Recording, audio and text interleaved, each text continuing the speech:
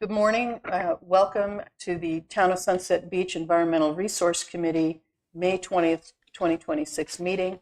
I'll call the meeting to order, and please stand for Pledge of Allegiance.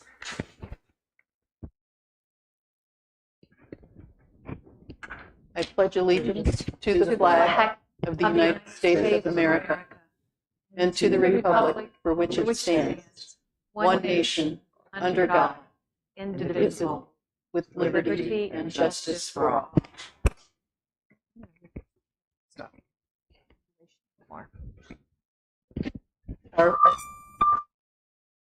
Set mine.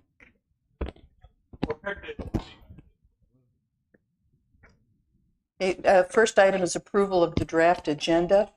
I do have a couple changes to make. First is that we have a new member, which we learned this week after the agenda was published. So I'll add that right after draft agenda. I'd like to welcome Kimberly. And we have Stillwater update on here as new business, and Mr. Stephen Wilson from Stillwater is here, and we don't want to make him wait all morning because he's busy. So I'd like to move him after the public comments on agenda items. Any thoughts on this or any objections? Okay. Can I have a motion to approve the draft agenda? Could I just make Sure. one addition to the draft agenda? Mm-hmm. Steve and I were talking about this. I'd like to put on there establishment of a more formal database of all the contacts we have at the state and county and all like that. We had a list, but it hasn't been updated in a while. And it probably needs some updating. Can we add that under new business? Can I borrow your pen? I'm sorry, I don't know what I did with mine. I was thinking we put it on the agenda under new business. Yeah, that's where I'm going to put it. Yeah. Okay, let's make that item 6.4. And what would it be? Database update? Database update.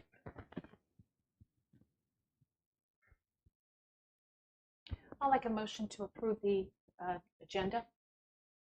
Do we have a second? Second. All in favor, say aye. Aye. Anyone opposed? Okay, and as I noted, we do have a new member, Kimberly Whedon. We're glad that you're here. Maybe you could take a second to introduce yourself and tell us a little bit about your background. Okay. I'm Kim Whedon. We've owned here since 2020, been full-time for coming up on 3 years. From Maryland. I retired from the University of Maryland School of Pharmacy. So I'm enjoying retired life, but thought I wanted to get involved. I've got a son that's his major is environmental science, so trying to do him proud by joining this committee. See, that's great. I don't know if you're familiar with our subcommittees. We are going to be doing reports to update on those and maybe consider a subcommittee of interest that you might like to work with in particular. Okay, and then next item on the agenda is approval of the minutes from the April 15th meeting. Any comments on the minutes or any amendments to the minutes?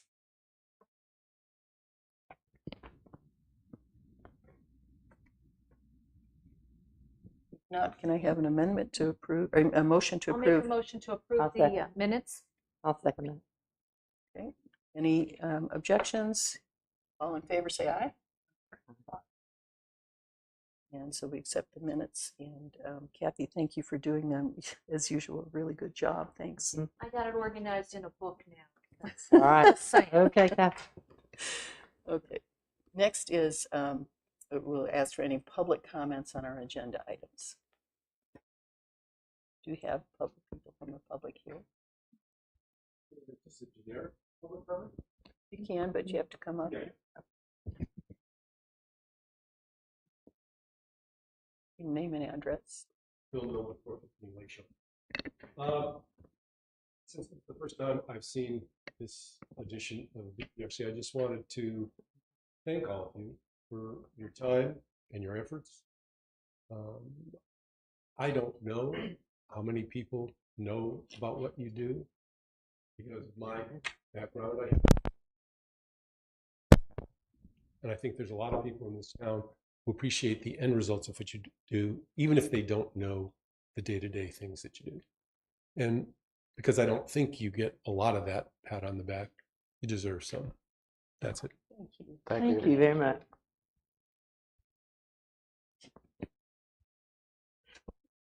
Mila Newman for 15 Lakeshore Drive. Great to see my former colleagues. And I really want to thank you guys for pursuing what you're pursuing. It's been a great pleasure to work with you. My questions are to Steve, and I don't know, I can ask Steve now or Well, after his presentation. I would suggest make them as public comments, and then hopefully he can address Okay. those. So, well, first of all, thank you for everything you do. And, you know, we're in the drought now, and the lakes are suffering and the ponds are suffering, but you're doing a great job, and we really, really appreciate that. The questions I have, so during our last meeting at the end of the year, we talked about three things. We talked about additional nutrient remediation for the lakes, and then about a 1 acre study of the sediment, because sediment is a problem, how to see how we can fight that. And also, when we applied for the grant with the North Carolina Department of Environmental Quality, Department of Water, we worked very closely with Rob Emmons that I know you guys are continuing to work with. And he suggested a long-term plan of eradication of the hyacinth. So, and I just wanted to see if you are planning to continue along this path, and if you do, how you're going to approach it, and are you going to pursue a collaboration with that entity? And again, thank you, everybody. Thank you, Steve. Thanks, Mila. Any other public comments? Okay, then we will move on, and as I noted, we're going to move the Stillwater update to the next item. If you would like to, this is Mr. Steve Wilson from Stillwater, who does provide our maintenance of lakes and ponds in the town of Sunset Beach. So I'll just give you a quick update on at least the east you and west. wanna- side. Yeah. Oh, You'll be famous now. A little more formal than last time we met. Yeah, yeah. So yesterday I was on treated East Lake as well as West Lake. Obviously water levels are down. East Lake is very clear, super clear actually, has very good water clarity. West Lake is minimal water clarity. Definitely got a little bit of an algae bloom, but that's also part of that water being brackish. Sometimes that does tend to happen. The West Lake overall was looking pretty good. Back in March, I started treating for the widgeon grass as well as the sago pondweed, and using a product called Floridone. It's a very slow acting product, but works very well on both those plants because widgeon grass in particular can be very difficult to control. So using this product works very well, but it takes up to 60 days sometimes to get full control of the plants. So started in March, early March, did a second treatment the end of March, beginning of April. And when I was there yesterday, most of the plants, they're still kind of hanging in there, but what happens if you notice the cattails around the lake, they're kind of white. That's a sign of the product working. It won't kill the cattails, but it does the same thing to the plant. And the plants are all white. They're completely white. Everything I picked up, it's kind of real brittle in that they just haven't really fallen out yet. So some of the plants are still there, but they're not very healthy at all. Also, I did treat a plant. Well, it's actually an algae called Cara it's mainly along the shoreline where the houses are. And I know we had a couple complaints about this. Typically, I don't treat it because it's a very beneficial algae. It typically blankets the bottom, so it helps compete against nuisance plants that you don't want. It usually provides pretty good water quality. It helps with the water quality, and it's good for fish and invertebrates and such. So I try not to treat it, but with the water levels being down, it's kind of at the surface. So I did treat a lot of that yesterday in front of most of the houses. Throughout the rest of the lake, you don't really see it much, but it is along the shorelines there. So I treated that. And then East Lake, all the plants are pretty much gone as far as widgeon grass, sago pondweed. They've kind of broken down. They're gone. The biggest problem at East Lake is just the algae. It grows. There's a lot of nutrients in there, The water is super shallow and very clear, so you're going to get a lot of algae growth. So I did a lot of algae treatments yesterday, as well as hyacinth. I did treat the hyacinth. Not something I would worry about, ever taking over. If you weren't managing the lake, yes, I would be concerned that hyacinth could take over. But with being managed, it's not going to be a problem. I mean, probably what I treated, if you put all of it together, was, I don't know, maybe a quarter of this room in size. So it's a pretty small amount. And also I treated what's called pennywort that grows along the shoreline, kind of grows out into the lake. Some I treated that as well. And some cattails. I leave the cattails that aren't near houses or impeding the boardwalk area where people, for viewing purposes. Everywhere else I leave them because they're a benefit, to a lot of the wildlife. So they're not usually a problem. But other than that, yes, the lakes are low. The East Lake, literally my boat was probably hitting bottom probably through a third of the lake. So it's definitely down, and that's, an issue there. It's just, you get a lot more algae growth, a lot more sunlight to the bottom and so forth. So other than that, the ponds are doing fairly well. We had put aeration systems in a couple years ago and some fountains. For the most part, the ponds are pretty good. I think ponds 6 and 7, we had some algae issues with last year. And we did, oddly, prior to that, in the spring, we did a nutrient remediation on both those ponds because for whatever reason, they probably have a lot of nutrients. I don't know what's coming in if people fertilize and so forth. But we did a nutrient remediation on both those ponds. Still had some algae issues last year, and we did it again this spring. And we're seeing some results of that where it's helping. But those are usually our 2 problem ponds as far as those go. The rest of them usually aren't too bad, just minor issues here and there. So one of the things we do hear about, from homeowners about the growth in front of their homes, and they always ask, can you treat closer to the shoreline? Mhm. And I know you come fairly close because I live on the lake too, and we observe, but is it an issue? Do you have to worry about the onshore plantings if you spray close to shore, or is that not an issue? it depends on what I'm spraying. So for the east or the West Lake yesterday, it's an algicide I was using, so there's no concern there as far as shoreline plants. On the East Lake, I did, as far as the hyacinth and some of the pennywort and the cattails, you're using a product that could potentially kill them. But so you got to be careful. When it's real windy, I don't do that type of spraying. I try to spray when the wind's in my favor or less wind. And yesterday was a pretty good day for that, so it should be usually not a problem. I know you said you treated West Lake with fluoridone. Mhm. What do you treat the East Lake with? Both fluoridones for both the plants, for the widgeon grass as well as the sago pondweed, and then we use a copper-based algicide, for the filamentous as well as planktonic algae, and the carrot too, the macroalgae, and then usually like a glyphosate product for cattails and water hyacinth. So sometimes 2,4-D for the water hyacinth. I have some pictures. Somebody who was concerned about the lakes and the shoreline.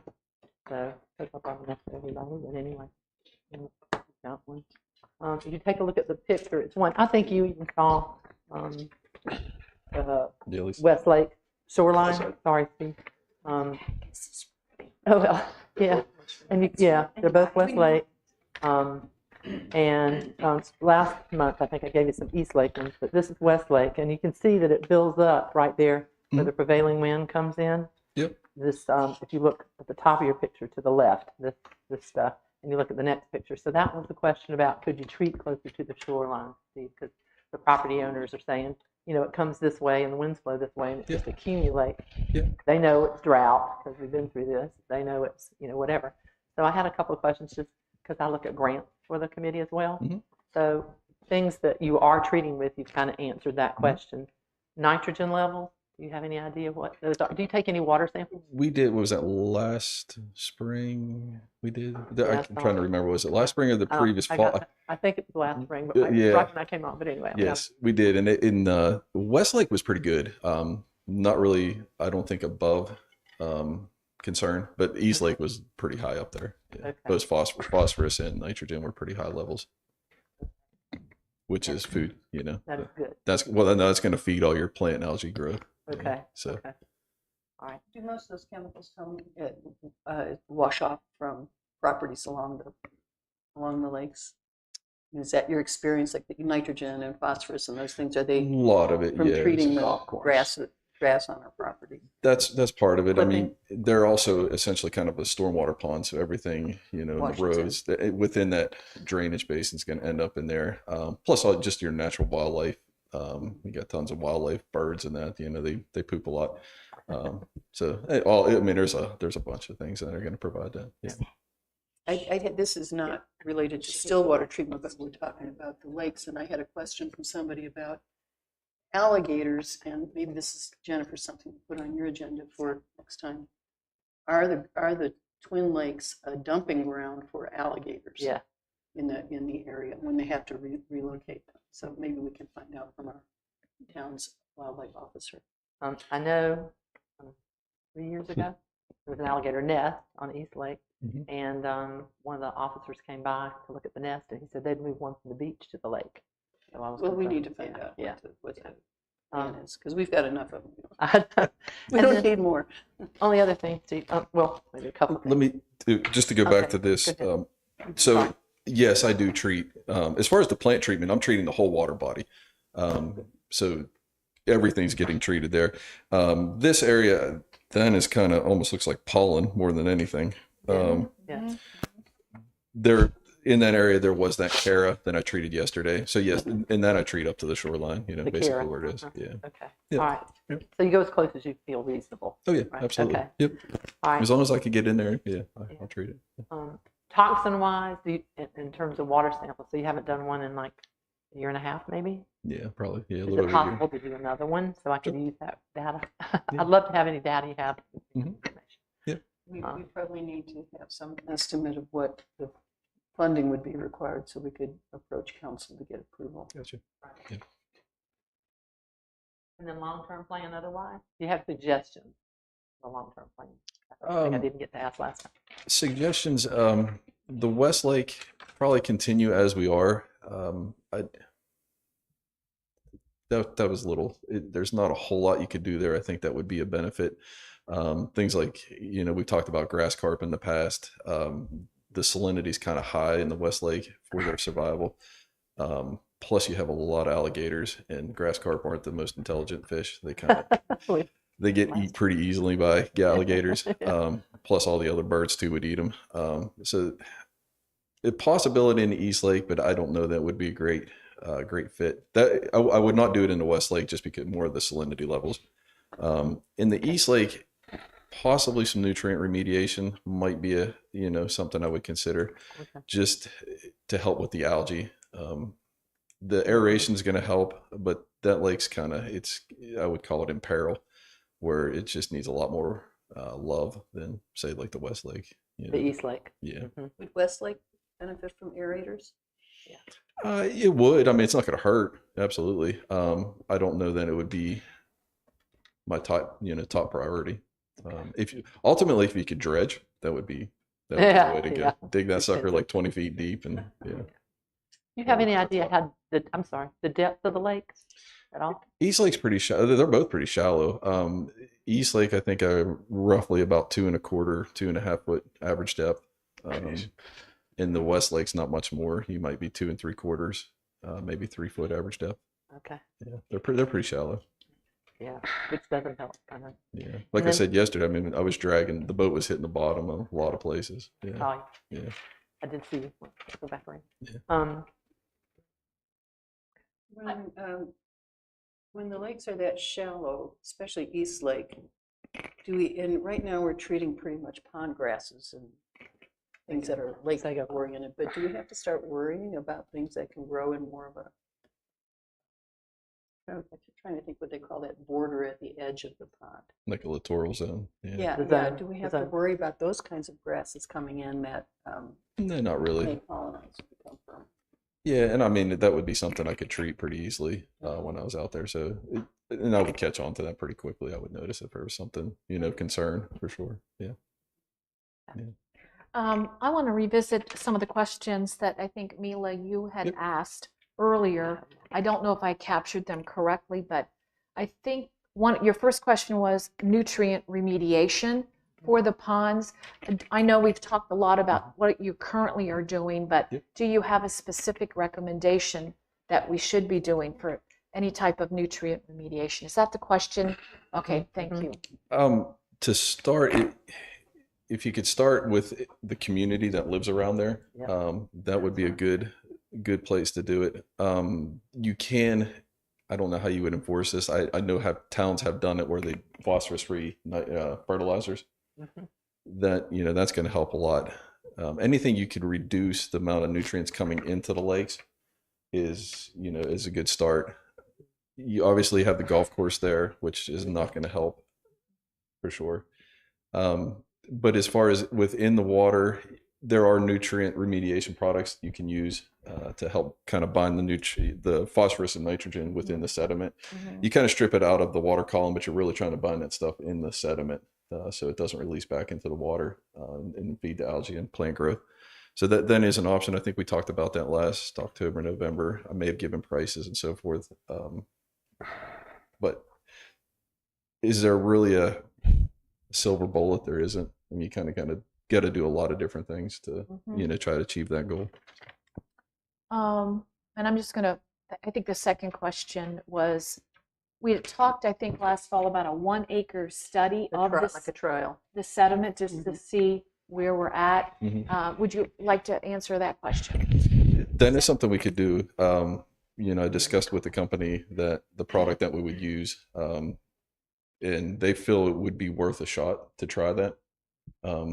Nothing is obviously a guarantee, but it would probably give us somewhat of an idea of, how it's going to help. Because especially on the East Lake, where the houses are for the most part, that's where I would pick a 1 acre block somewhere in that, vicinity. Because you could pretty much always see algae growing on the bottom. Kind of do an area and see how well that works and see if we, kind of minimize the algae growth. So that's something you contract out, Steve? To another No, I would do company? it. You It's just could a do it. company I would get the product from and, Okay. that I deal with. And, Yeah. and I think we had talked about it, but we didn't, and maybe you had sent a cost estimate to Lisa Anglin, but since she's not here, do you still have any May have idea gotten what lost, it yeah. would Yeah, cost? we don't have that. Okay. cost. Yeah, I could get that. Yeah. That would be great. It's probably just in And, an and the email. same if you have that for the nutrient remediation again, because Lisa would have had a lot of that. And Yeah. since Yeah. Chief Claymore's now administrator, we can't find a lot of data. Okay. Yeah, I can do that. And we have a perfect suggestion for a 1 acre site. We also, with a volunteer who will check it daily for us. yeah. And then the third item I thought, and maybe this was more Jennifer than Milo, which was grants from North Carolina, DEQ and Water had suggested some long-term plans for eradication. I think we actually had an email from them. And I don't know where that ended up. Again, it might have gotten lost, but do you recall that at all? If not, Yes. okay. Ken had actually sent that to me a little while back, because they were asking for information, what product I was using, the acreage I was treating, how much product, and so forth, and which I did provide all that information to him. So he should have that. If not, if someone wants to reach out to me, I could forward that to you. That way you got it. Okay, I think I'll work with you, Candace, but Yeah. yeah, on both of those items. The Yeah, and I nutrient- think Jennifer has some of them on her I do. I have a couple. list anyway. I'll borrow Okay. that back. So We've been this trying to read. update helps her to know how to approach it again. Chief and I have been trying to reach Rob Emmons, by the way, Yeah. via email and voicemail. Haven't Yeah. had much luck, but yeah, we're on that. So Okay. we want to follow that up. But yeah, I would like to get some of that information that we lost for sure. Yeah. Would be helpful. Yeah. There's a couple other things that I think when it comes to my subcommittee, I'll report those for other grants and things. But one of the things that was mentioned, because I toured around some folks about a week ago, was that we might, if we could establish some of that data, we might be in a lot better shape Yeah. if the budget July 1 from some of these organizations and the federal things come through. Yeah. It would be good to get started on them because of the deadlines. So that's what Yeah. we're trying to reach Rob Gotcha. about. So one thing he said to me is relevant is, have a saying in technology, garbage in, garbage out. So you have all these people living around the lake, right? So they're planting things and they're dumping fertilizer and all kinds of garbage into the lake. So I think it'd be relevant for you to have a list of all the email addresses of everybody that live around the lake, and just, provide some guidelines for them. Right. So when they're, like, I live on the waterway, I don't fertilize Mm-hmm. my grass near the water. I don't touch it because I know it's going to flow into the intercoastal. Good. Thank you. No, but I mean, a lot of people just Yeah, want this green, I know. lush grass. Right. I think we even suggested when we had you come earlier last fall was maybe having a community outreach meeting. Right. Maybe a little workshop with the folks that live around the lakes, and you Mhm. give a presentation Mhm. with the data and talk about the Mhm. impacts Mhm. living close to the lake. Yeah. And yes, we do have Or the any golf shoreline, course yeah. there, but I think we had talked about We that. did. So We have. In one of our goals, we said to educate the community for this year, just so you know. And if you look, they did in this particular yard, they put the rocks there Yeah. just as a barrier for some of the fertilizers and the Mhm. things, and they don't mow. There used to be an association, I'm not sure how familiar you are, A while of ago, the people yeah. around, not just, I live across from the lakes actually, Mhm. but nearby the lakes and the ponds. I don't want to forget about the ponds either. Mhm. And so, getting a community education thing to go. So one of the questions I had for you was shoreline planting. Would you Mhm. suggest shoreline planting? And then we put an educational thing out that says, Yeah. stay 2 feet away maybe from Yeah. the lake. Buffer. Yeah. That Exactly. could Exactly. help clean some of that. Yes. And it provides habitat Mhm. for Rain the gardens are Birds, also- fish, So whatever. there's a lot we can do education-wise, Mhm. and we've been working on it, but we can certainly do more. Yeah, I think a buffer would be very appropriate. Mhm. Right. And a lot of that depends on funding. And people willing to do it too. That's the hardest part, because everybody wants to mow their lawn right down to the water's edge, which Right. just causes all sorts of issues. Mhm, But mhm. yeah, green pond. If you like green grass, you like a green pond. That's Yeah. pretty much what it amounts to. In I'm just, ponds 6 and 7, is there anything that we should be doing there, or you're able to treat the algae pretty successfully? We're able to treat it. I just curious. I mean, is that all? That's probably not. They're not septic systems, I assume, right? That's probably city sewer. You don't know if the Yeah. I think just- I think there are sewer systems, but a lot of that was originally septic, and whether or not all those people converted over, Gotcha. it's a good question. Yeah. It's just Something to something look I at. think about when we're having issues like that on a pond, and there's not like there's not a whole lot of development. I mean, there's development around, but it's not super thick. When you're having issues like that, it feels like there's probably something else going on there, because it's really usually good. not normal. Okay. Wow. Maybe add that on leaks and Mhm, I've ponds. got it. Any other questions or comments for Steve? Thank you so much. Thank And you. we appreciate your sending those monthly reports. yes. Will you continue to send them Oh, to, absolutely. to That's Vicki part of or, it. Yeah. or Matt, and then Yeah. we can, the only other thing if you can add the names of the chemicals you're treating Yeah. just on that monthly thing, because Yep. then I Jennifer know. uses that when she grants. Gotcha. the plan. Yeah. Have to know what we're putting in them. Yeah. Yeah. Absolutely. Yeah. I could do that. Thank you so much. You're welcome. And thank you Thank for you. taking good care of all of these. Yes. Yeah. Thanks. Thanks for coming, Lisa. Thank you. Okay, well, we can move on with old business, and the first item is the Green Wave recap, and I think Amy and Kathy were going to work on that. Yes, Amy, please join us. And I Anybody did need ask, help? And thank everybody here that worked on it. Yes. It turned out really Yeah, good. yeah.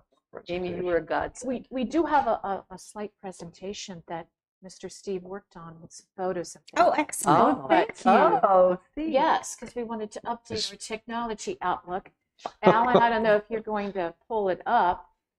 this is about an hour presentation. But, you know, Yeah, I we like know to how make you it like to interactive Okay. with Amy because she was really the greatest partner you could ever have Yes. for any event at the Mhm. town. But Mhm. she again helped us pull this together and get folks there, and very much appreciate the work you did, Amy, for us. But why don't you just highlight your perspective, and then we can go through some of these slides. Sure. I think that in general, it was a very successful day for the event. I think we gathered some good information from people regarding what they are interested in learning about and what educational opportunities we might have going forward. We had a couple of different organizations that were able to collect some money, one for the Brunswick County Sheriff's Animal Shelter.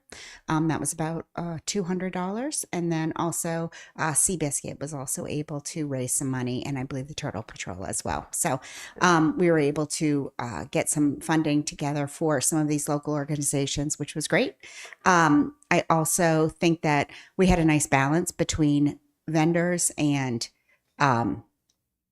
organizations, so it wasn't too much of one or the other, but always great also to work with Dave's, and they did a great job working with the Sea Trail Fishing Club to have the oyster presentation. So I thought that was really effective in showing just what the oysters do to kind of filter the water and how important that is. So I think that's going to be another part of our education coming up this year. So that way we can kind of get that going and see about working on the finishing up that shoreline area at the intercoastal. And that's something that I know Dave's and John, Frank, and Fletcher are very interested in. So we'll definitely be pursuing that. And I know we'll have a lot of assistance from them as far as that goes, because that's one of their biggest interests, is getting those oysters into the water to try to keep filtering. As far as food, we had a good variety of food. I felt like this year we had some more entree-ish items, and it wasn't all snacks. Music was great. It might have been a little bit loud for some of the vendors that were over closer to that, but I think that's as simple as keeping the band there, putting the food over on that side, and then moving the organizations to a different area so that it was a little bit quieter for them. But other than that, I think, if it could be sunny, that would be good. But that was really kind of our only challenge that day. So Luckily, it improved. yeah, it did. It got better as it went. So Did you get feedback from like the vendors and food trucks? Was it worth their while to come? it was worth their while. Absolutely. I mean, I think especially the vendors that were there. I know that the plant vendor had a wonderful day. A lot of people came to purchase tomato plants and pepper plants and things like that. So it was wonderful for her, and it was wonderful for my other vendors too, because we had a couple of rainouts. So there were a number of people there, and they were able to sell their products. So they were happy to be there. And can we remind everybody who our sponsors were? So I was just about to Absolutely. say that. So I did want to make sure that we remind everybody that Riptide provided all of the grasses that we gave away. We gave away 120 3-gallon grasses, muley grass, to attendees. I know. J&J Air also provided recyclable bags that we were able to give away, and I have more of those, which I'm using at the weekly markets to try to discourage plastic bag use at the markets. Although people have gotten really into the habit of bringing recyclable bags to the markets, so that's terrific. We also had GFL that sponsored us. They took care of all of the trash for the day and got rid of that all for us, which was wonderful. And they brought their recycling truck, which was terrific. And it'll be great. We want to make sure we have it so kids can climb on it and see what's in there. And we had the Legends Golf Group that provided a golf foursome, and we were able to use that as part of our raffle, which was wonderful. We got email addresses of people who came to the event and were interested in learning more about the educational opportunities. And then Hughes and Hughes donated, we thought they were donating 1 tree, and they ended up donating 3 trees. So we were able to give away 3 good-sized maple trees. So we had a Japanese red maple and then 2 green maples. And so that was terrific. And we had Brunswick Stew there that performed for us, and they were great. So those are really good. And Steve captured some of the photos and put this together. I've got one slide that's no, I'm joking. No, I just put down a recap. So you guys pretty much recapped it, but this is the 4th year, so people did not know the history. Rich, who was on the ERC, and I did the first one. We had about 30 days to put it together, so it was it worked out really well, but it was challenging, and we didn't call it the green wave. We called it the this is driving me crazy. Sorry.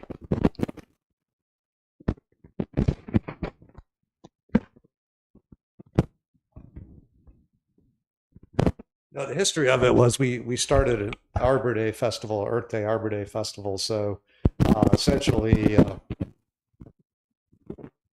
maybe it's not me. It's impossible for it to be me. Can you hear me okay? So anyway,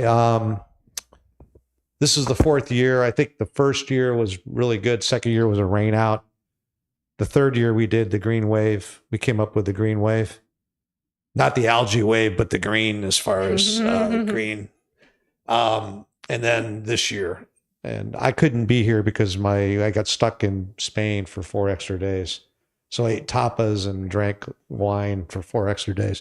My wife was ill. So anyway, I just went through some of the items that we were discussing, Kathy and I were discussing. We have some detailed stuff so we can shortcut things for the upcoming event next year. So we have a vendor list of all the vendors. And as John was mentioning, we need to automate that, make it easier. We also have a participant follow-up survey, and then we captured a whole bunch of email addresses from participants so we can email them on the event next year. And now I'm echoing. And we want to communicate to everybody, save the date for next year so that people know about it, coming up in advance. So I was talking to Kathy about it. So we would have the word out as soon as possible so they could put it on their calendar for next year. Do we have a date? But that is one of the items that we're going to discuss is what should be the date. I did work with Amy, Candace, and I, and there were a couple potential dates, and we can go through that. Let's just say that discussion. We'll just finish up with some of the slides. Yeah. So, so I think it's real important, and I know I've been talking about a lot that we do communicate all the information way in advance, because working with local government, both the vendors as well as attendees, they know that it's happening every year. And then there was a school flyer that was created as well. So she has all. I don't want to put it up here, but all that stuff was created. Any ideas anybody has on adding more stuff would be great. So these are just pictures. Anyway, if I just captured some pictures in case. Was everybody there? I don't know. So you saw this. Well, we were all there, but we didn't get to walk around and see all the pictures. We were kind of busy. Yeah. Okay. So this is helpful. Anyway, I saw the garbage truck this morning at my house, by the way. So That was really nice of GFL. I saw lots of kids there. If anybody wants to make any comments here, I just have several. There's Kathy. I will say, Steve Hines, as Amy pointed out, worked with the folks at Dave's and the Sea Trail Fishing Club. That oyster restoration demonstration great. they did was It's really really, cool. really effective, I think, in how important oysters are to cleaning the water. So there's Steve Hines. He's been a great asset to this committee over the years. Yeah. And I know we can count on him to continue to volunteer and do many things to help us out. I would say one of the hits for me was the llamas. They came and walked around. They were just fun. You mentioned. I'll put it back on. Sorry. So I think that I didn't get the sponsor, but I think it's real good to get sponsors early. I was involved in a public sector event year after year, and they weren't going to have the event because it was a bad recession going on. And they started off, I volunteered the company I work for to be a sponsor. And now the whole event's supported by sponsors. So I think it's real key to have sponsors because it obviously saves money in the community, and we can have a lot more cool stuff at an event with sponsors. Well, I know Amy and several people on the committee worked really hard. Kathy, you did, and I know you've always been involved with getting sponsors. So thank you for that, because it made we would not have been able to have as successful an event if we didn't have those sponsors. Cool. have to say, I don't know about I lobster. enjoyed a lobster dog. That was one of the food vendors that Amy got to. Yeah. They had quite a few this year. Thank you, Amy.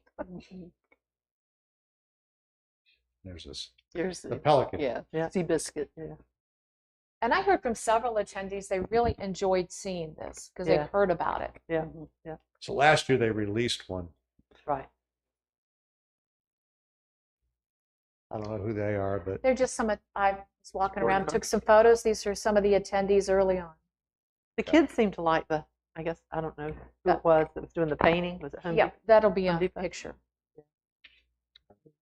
I might have to put them Yeah. all in there. Or Old Bridge. Anyway, Yeah, Field Ridge. Oh, okay. giving Some away the beautiful grass. grasses. Thank you. Okay, so I'm going to leave this for the sprawl discussion, Okay. Okay. so we can come back to that. Sprawl. Yeah. So I guess, Alan, you can hold this, that particular slide for when it gets on the agenda later. But one of the things we do want to determine, I think, today is when do we want to have, and should we have a Green Wave Festival celebration in 2027? I thought it was a success.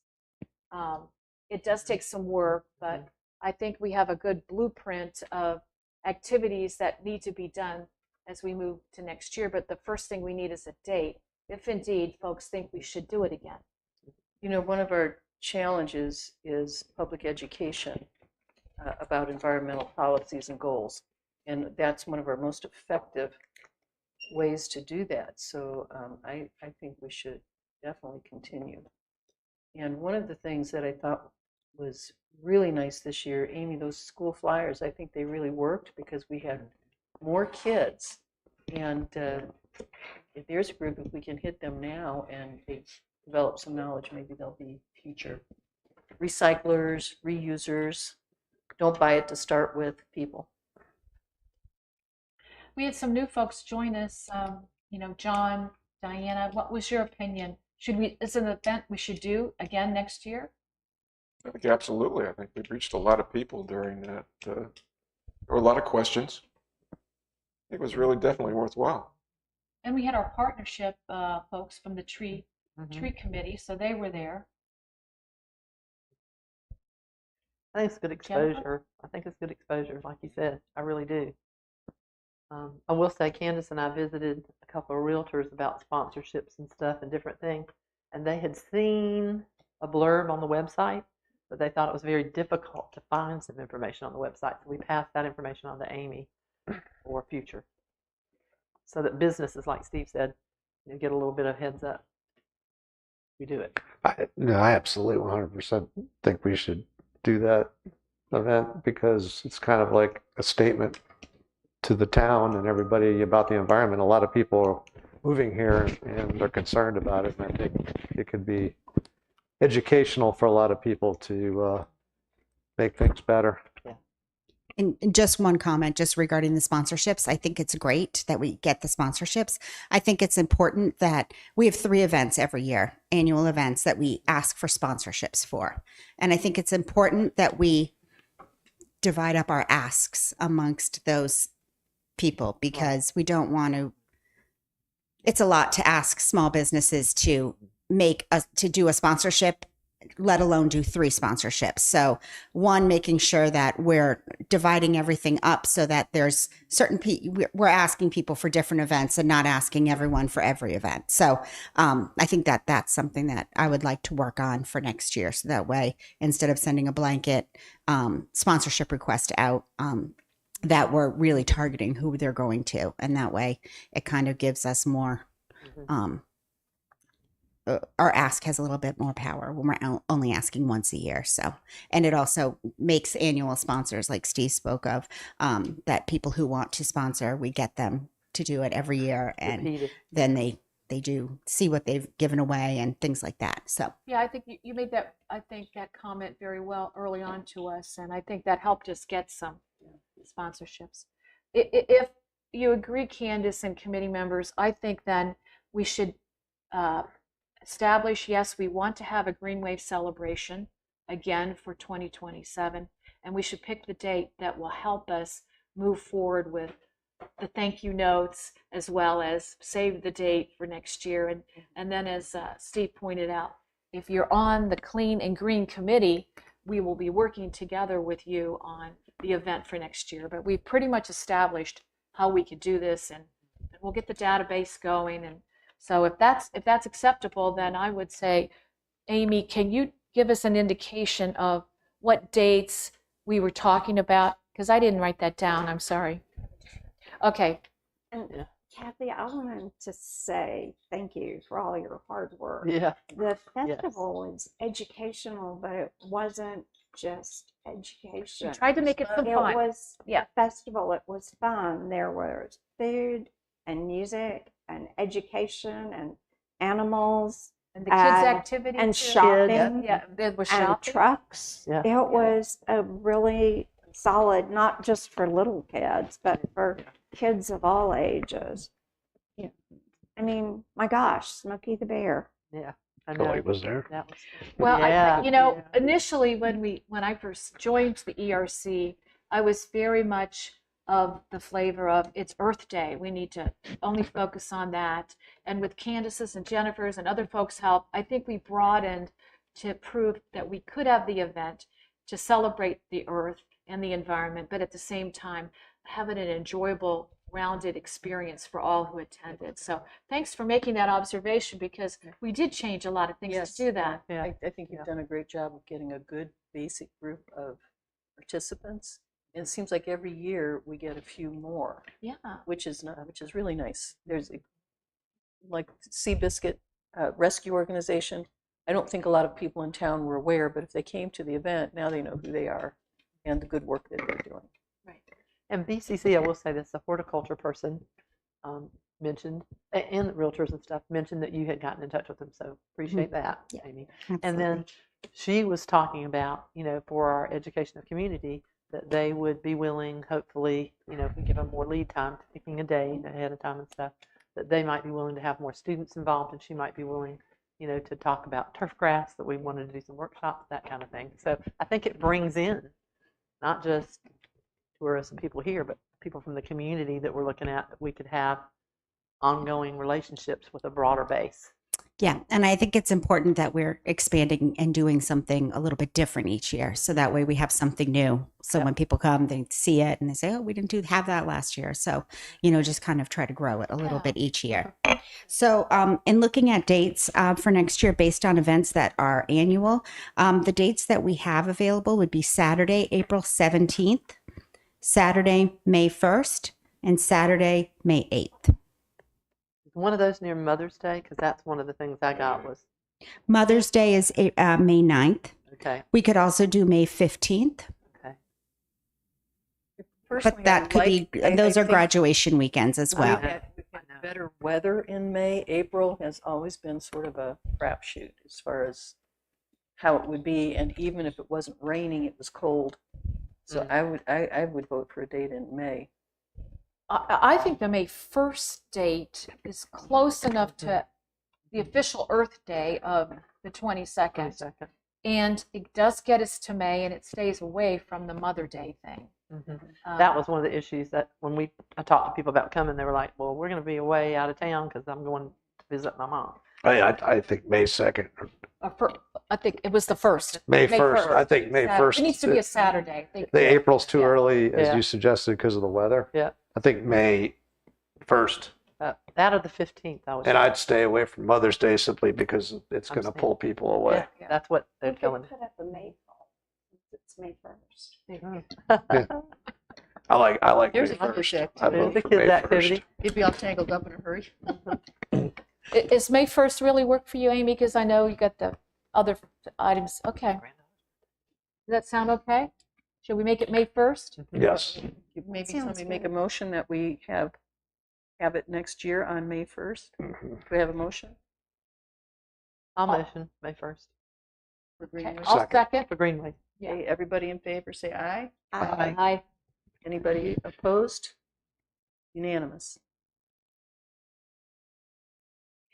I think And that's then- all we and have then for the Green The Week. Green Committee will Yes. take that, and then as you need to pull us in from other areas, you'll I let think us we know. learned this year that's the better way to Yeah. do it. Yeah. Okay. All right. Next item is the National Wildlife Federation Certified Wildlife Habitat. Diana had been working on this, and I think Green is going to take that under its wing. Is that correct? Am I correct? I think that's what we had decided. Okay. I kept trying to push it over, but I think it's back in the clean and green. Diana, wasn't that what we decided? Yeah. Okay, and I put it on here just so so we're sure it has a home somewhere. Is there anything that we should be talking about to update it? And maybe just for the new people, this is a program that initially the town council had asked us to take a look at. It's for homeowners to create a wildlife friendly environment in their own yards, with the thought that we can create a healthier environment throughout the community. And there are certain steps that you have to do. And maybe Diana, you want to talk about that a little bit? It's, okay, let me see if I still have the sheet. You just need the steps as you go to the wildlife site. And you just need water, shelter, food, and there's one other thing. And cover, a place to raise your young. Diana, And- here's my handout from last time. If that would help. Yeah. I have one over here. I think I have it in my stack.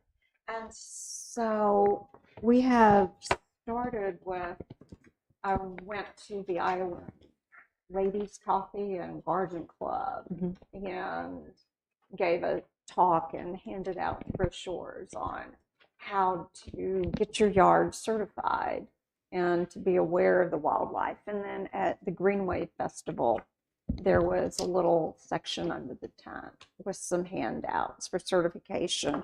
And we're planning on doing some education and hopefully go through the Sea Trail Garden Club and maybe even association of the people around the lake to make their yards a little more friendly for our birds and fish. And once we get a certain percentage of yards, I would like to look at certifying like the parks that the town owns or this building, because we are situated we have a small barrier island and we're on the coast and we have more migratory birds and permanent birds that live in this environment, and quite a few of them are endangered. And I think we all need to take care of what we have.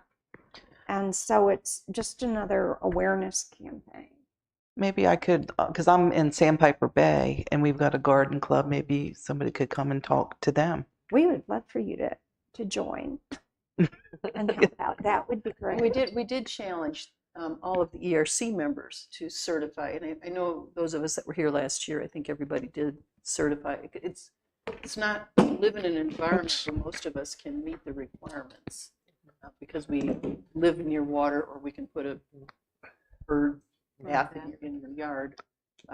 We've got lots of natural food sources in our yards, most of us. You've got a live oak, you have a food source. If you have wildflowers that produce seeds, you have a food source. So it's if there's minor modifications, most people can make those and meet these criteria. And it would be great for the community if we could do that. And then a benefit to the town if we can be nationally, or if we can be certified as a National Wildlife Federation town. It's also beneficial when you apply for things or you go out to seek funding and stuff to say we are that type of community, like a tree community. Yeah. But I had a question about that. I just can't get clear on it. We get points for some educational workshops, environmental workshops with this too. There's a point system, correct? So are we tracking those points at all? We haven't got to that. We haven't point. gotten To that point. Okay. Because I started. We're I started tracking we're some points to get. we're still infants right now. Okay. But because Greenway would have given us a bunch of points. You know what I'm saying? Well, we'll 'Cause be it's a doing major event. Green Wave next year, so Yeah. we can get. So I'm trying to say, I'm not still wonderful, but I thought if we could do like a little spreadsheet, just keep track of the different events and the different workshops and the different things for the points, then we would be closer to certification. That's all. Okay. I think the fact that this is why we put it back on the agenda, to make sure that we aren't losing track, and Right. it can be just followed as part of your subcommittee reports from here. You know what, when we get to the subcommittee reports, I mean, really, we have monthly meetings for the ERC, but because of the activities that the subcommittees are working on, there'll be opportunities for you folks to meet separately, gain, you know, what is your goal? What are we really working on? So we can do the details to support and then come back and report. So we've been working on the green wave. That's over. So now we've got a couple of activities, but wildlife habitat certification in clean and green subcommittee, it's our job to come with a plan, come forward back to the ERC. So yes, we've got some initial work to do, but it is an important, I think, an easy activity for a homeowner to do. But we do have some outreach activities we need to do. So yes, we'll put a plan together. And I do think it needs to be communicated effectively to all the people in the town. So only two ways to do that, or three ways. One would be, you have your website. It needs to be, our web page needs to be updated probably on a monthly basis with all this, like workshops, Yeah, wildlife habitat. the wildlife certification link is on our website, Okay. and it's on the town website. And so if someone goes under ERC, they can Right. take a look. So I think that's good. And then an email system that, we have an email system, and we can email information apparently to everybody in the town. That's a good idea. I can do what I ask Kimberly, And ask Amy. And we have a Facebook page. I don't use Facebook to complain about politics and everything, but a lot of people, if you read Facebook, a lot of people rant about all this stuff, and then you don't see anybody here in a meeting, so Yeah. there's like a disconnect, and that's not because of us. I'm just saying that a lot of people don't know that all this stuff's available. So But I will say that when I moved here in early 2021, my youngest daughter said, "Mom, you need to get on the Sunset Beach Facebook page." And I said, "I don't do Facebook." yeah, And she said, "It is how you will know what is going on in the community." And thank you, Amy. All of those notices from the town, I think there's everyone yeah. reads them, and they're the right color, so you Yeah. know exactly. Yeah. Right. what they And are. we do get them past those do well. We can also we can do email blasts to the people who have signed up for e-alerts. So it's not necessarily the whole town. It's only the people who've signed up for the e-alerts. But we also can include things like that in the town newsletter. Love that. And we'll have a Green Wave update coming out in the town newsletter.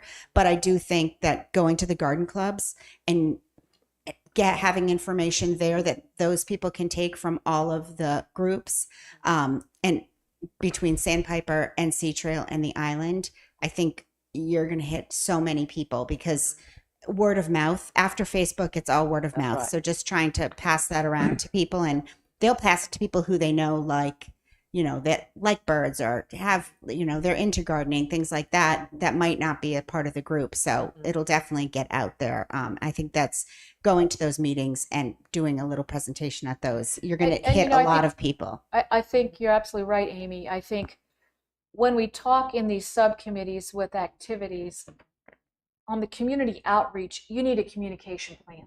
And the plan can be fairly simple for all of us. We just heard Amy go through it. So we'll take that back, get it organized for the wildlife habitat certification, and come back. But these are great ideas, and I think we can really do a good job. Yeah, so I think, so what I'm saying is really that three-pronged approach. You need to have email communication, a solid web page with the accurate information, and then third, ethical social media, because people use it. So Yeah. you literally, and then all these outside things, but like, you can use social media in two ways. You can be negative or positive, and I focus on positive. And all you're saying is, okay, has anybody joined the Wildlife Federation? Here's the link. It's really important that everybody joins this, and they can see it. There's choose to use there's it, two yeah. websites. There's Sunset, or what page is Sunset Beach Community, and the Sunset Beach taxpayers thing, where people complain about taxes or whatever. But but my point is, there's a lot of good, useful. You don't have to be negative. The only reason I use Facebook is to communicate with friends that I've lost touch with. I didn't get on there to complain about the president or whatever. So, I mean, I think can be effective if it's done professionally and ethically. Yeah, I sent the link to everyone in our neighborhood association Right. and had the sign. I have the sign in the front yard, and so everyone who walks by asks about it. And we have some brochures we pass out. So it's communication and just awareness things like make sure you don't fertilize your yard. You live on a canal and a marsh. Could you please remove your mulch? Yeah. Because it I should wonder not if we be. could post something at the town park, maybe on the kiosk in the park, That's a good idea. so that people are starting to be aware that this is sort of a community thing. And then, I think you put it everywhere you think's relevant. yeah. Well, I like the park because that's where they're telling us if you want to do a turtle walk, you can go here. So maybe it's something we can say. Yeah, I think what we need to do is establish what is the communication we are going to communicate, and how are the different devices and opportunities going to be done. And we'll develop a plan. I love the ideas. Great. But we can sit down in our subcommittee, and if you have ideas, bring them to us or join us. But we need to put that together in a detailed fashion, exploring with some of these garden clubs. We'll put it all together. That sounds great. Thank you. Yeah. Thank you. And Diana, thank you. Do we have to renew the certification every year? Pardon? Yes. Yes. We do have to? Okay. Yes. It's $20. $20. Well, if you get the sign, it's 35, but there's a 20% discount right now. I'm already registered, but I haven't seen anything from them about renewing. Okay. So You're probably not close. I Yeah. can't remember. I know. They'll tell you. Anything else about the wildlife habitat program? If not, we'll move on to subcommittee reports. And Kathy, would you just maybe summarize, because Yes. it's still confusing to me a little bit, like who's on what? It is still confusing to me as the secretary who's on what committee. Yeah. So this particular sheet that we shared earlier, you'll see that we have been establishing for a long time subcommittees that work on different topics. So we have 3 main subcommittees: the clean and green, the second one is the marine and climate, and the third one is ponds, lakes, and stormwater. And typically what we ask members to do is to join one or more of these subcommittees. For example, let's just talk about the clean and green subcommittee, since we have spent some time on that this morning. Each subcommittee would have some members. They would have topics that they're working on for 2026. And then we know from Candace and the council that they really want us to do community outreach opportunities, whether it's a seminar, a workshop, going to other groups like the garden clubs to talk about wildlife certification. So in and everything that a subcommittee is doing, working on what educational, what outreach opportunities you want to work on should be a part of your activities, and then obviously working with the ERC in total. The general comment is we do have 2 great activities that we work and we participate on. One is the Green Wave. We just completed that. And Sunset at Sunset, which will be in the fall. The other opportunity that we can have is we have 9 committee members, and we know there are Thursday market days, and there is a town a booth. We could, especially when we have our subcommittees working on activities, come to the Thursday markets, talk about it. Maybe the Clean and Green would come and talk about recycling right or national wildlife certification programs, just as an example. So we thought as a group, since there's 9 of us, that maybe we could show up at a market day and just be present, talk about the activities, workshop things that we're having. Kathy, before you move on from that, Yeah. Amy probably has an update for us about the market. The market. Oh, I thought you did have a booth. Could Please we get excuse me. one? Could we get one if ERC would commit to being there at least for the market days that we can identify will can be handle. there, then we Maybe could it's a get month, maybe it's one of the market days out Right. of a month, but I it's a think great it'd be opportunity. great. I think it'd be great, think and it's a it good- may One a month not is be a good idea. our meeting today, or maybe it's something we want to circulate And sign up for maybe. and sign up for, because then Amy would know which market days someone will be there, and she can make sure we have a tent. The booth Or, was I mean, a canopy. really, I thought the booth was really cute for Greenwave, and just use the same pictures because We don't necessarily even have to do that because we won't be addressing all of it. I mean, it's an Yeah, that's opportunity true. to say, Just you're hand out. working on the National Wildlife Mhm. Federation. just bring material. Yeah, We have could do maybe just shoreline have planning and ponds. the brochures and an educational Mm. display or something for Right. that. Or if we're working on, we've got workshops coming up, and that's what we want to have as our educational focus. Because the idea is not to make it so complicated, but it's just one more chance that we can get our information out there. And if each of us committed to one Thursday, maybe two, we could cover most of the summer. Well, we do have, I am circulating the proper list of email and cell phone numbers that's going around. So we Wait, I've got certainly this. could identify, or we could do that separately through email and contact when you could be available. But I think it's a good idea to have one person Yeah. per week. Yeah. And pick a subject matter, one topic maybe, and then you have information on other stuff, but you're doing the Wildlife Federation in Yeah. one week. Or And then I also think- whatever your group, I mean, you can talk Your in the committee. subcommittee, right? And pick out what topic. Right, Mhm. that you're trying to communicate. The And then you can oysters- collect contact information too, to add to our database. That's a great idea. That's a good idea. But yeah, I think it's a good idea. Just to continue on, again, this particular list of subcommittees, members, and topics, one of the items that we have heard from in the past, which was very important to this committee, was the Coastal Community Resiliency Plan that was done by one of the previous ERC folks. And we have been offered, John Farrell, the previous chair, has offered to come and give to members, because we have a lot of new members, is just an overview of what was done, because coastal resiliency is very important for the environment. So I put this on the list of, I thought it would be a great opportunity to have some type of meeting background could be provided by John on that topic. Doesn't have to be at a regular ERC meeting, but I wanted to not lose that opportunity to have that background since we have some new members. So working through the committees, I'll just take the Clean and Green Subcommittee. Before, I think we have a variety of members, and they would be myself, Steve Levine, Diana, and I think Diddy wanted to be on the committee. So what are the three topics that we're working on? Obviously, we've had Green Wave. Green Wave is over, but we'll do the preparation for next year. We've also been asked to look at what recycling opportunities could we have for Sunset Beach. So there's going to be some work that I'll be doing with some of the committee members and reporting back on that activity. We've talked a lot about this morning, the National Wildlife Habitat Certification.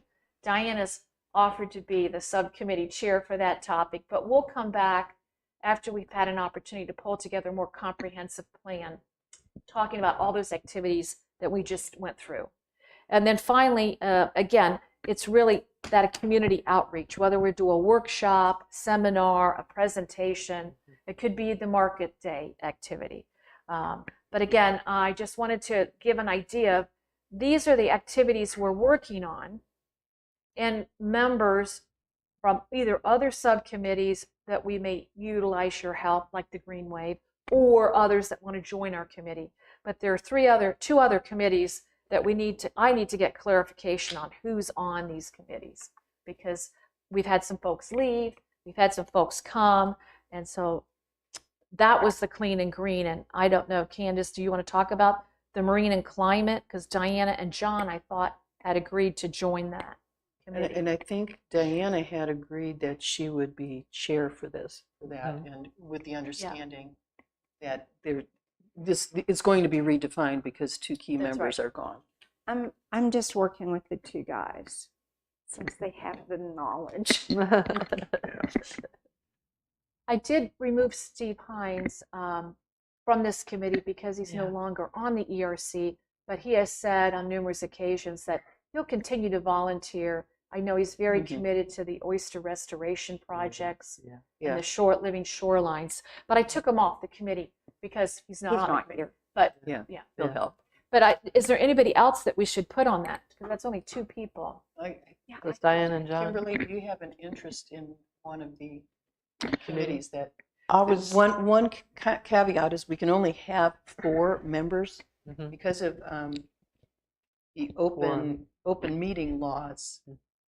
You cannot have a quorum of members meeting without it being a public meeting. So if we have more than 4 people and getting together, it's considered a public meeting. It has to be announced. It has to be, for us, we do it on YouTube. We have to take minutes and publish everything else. So I think Clean and Green is full. If you have an interest in the marine and climate things, I think Diane has said one of her focuses will be shore life. She's interested in that as part of the marine and climate. Ponds and Lakes, Jennifer will talk about a little more. But I think maybe for John Payne, he had talked about an environmental background, and since he's not here, should we just assign him to the Marine and Climate Subcommittee because they need help? They need help. I mean, it's a big topic, big area. I think that makes sense. I mean, we could, reach out to John, but We could verify it with them. yes. So on this marine and climate, would that also include shorebirds? Your committee can define what topics you would like to include, but I thought that's one of the areas that would be of interest because some of the other things that they were looking at with climate, we don't have that expertise anymore. Yeah, because I was thinking change a little bit what we're doing. You can change these. Yes. And actually, Diddy was. I had talked to her.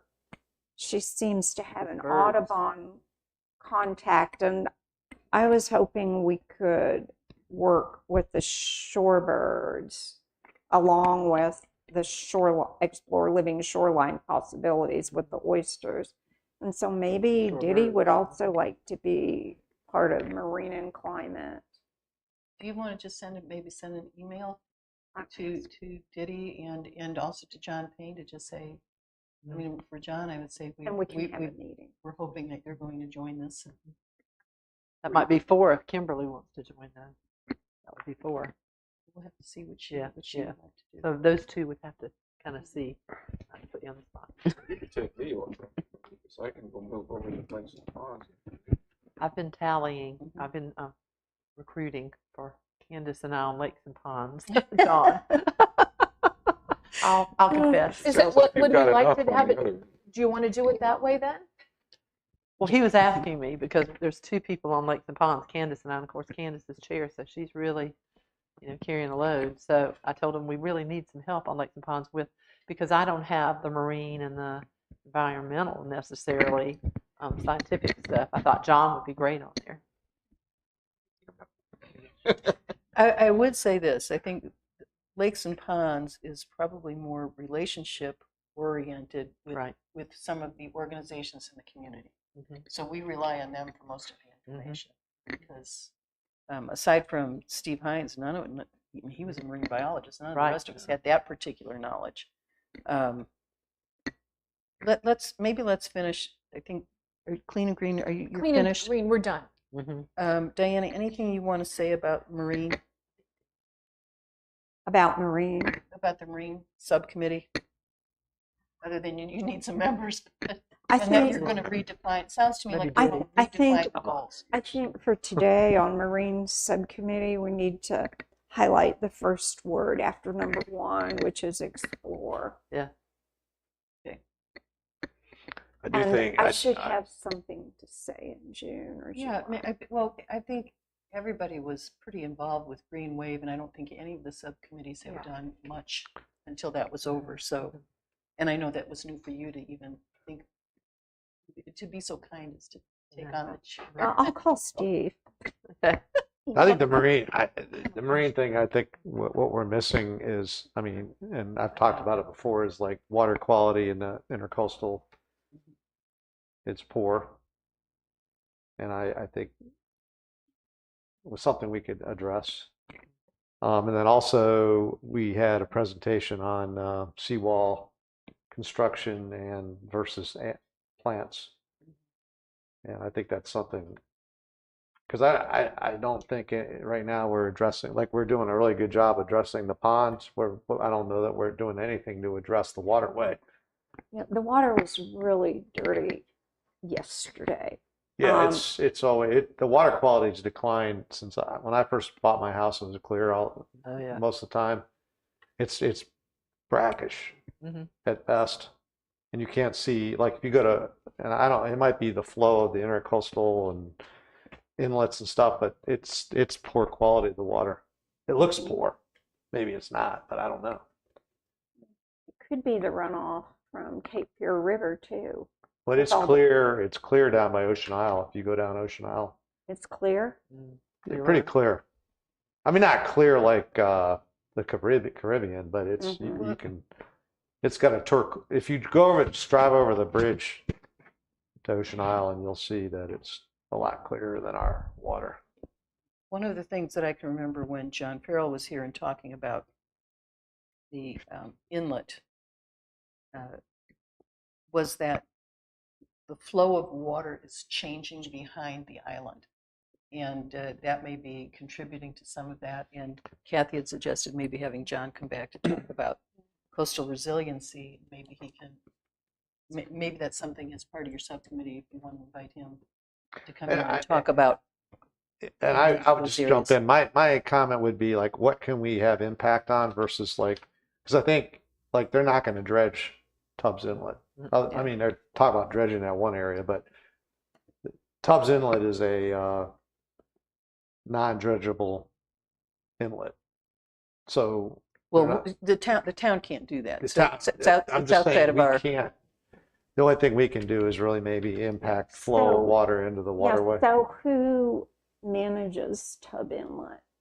I've got input to report. Well, it's state, State. federal, but they're never going to dredge it. It's not a navigable, if I can talk, Navigable inlet. body. Where Little River Inlet and Shallotte Inlet, they dredge and move stuff around. Because they have big ships going Right. in and So out.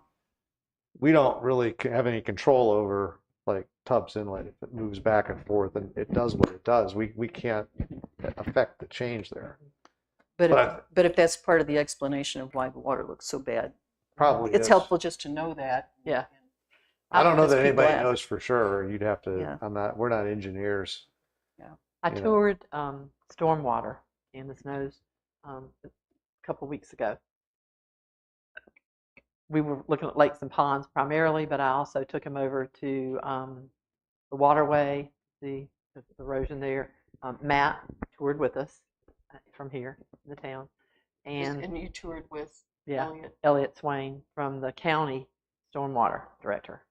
And I was looking at it because we don't have, talking about database, it's been very difficult finding, we mentioned at the last meeting, grant information of what we've applied for, what we haven't. So I'm trying to not bombard people like Amy was saying with sponsors. You don't want to go in and look like one hand doesn't know what the other one's doing.